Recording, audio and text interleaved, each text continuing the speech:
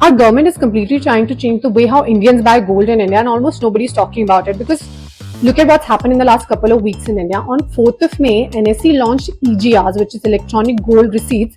It's basically a new way of owning gold digitally, while the actual physical gold is securely stored in SEBI regulated vaults. Then on 11th of May, Modi ji urged Indians to stop buying gold at least for a year.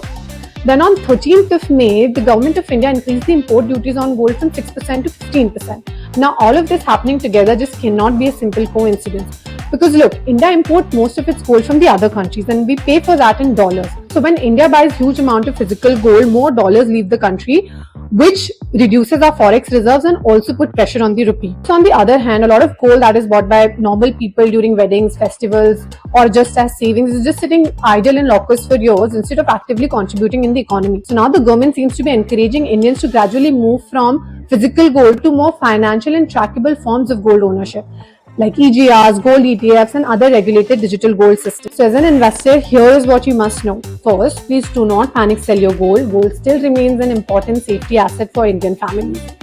Second, start learning and understanding more about other forms of gold like EGRs, ETFs, SGBs, because this is clearly the direction India is gradually moving towards.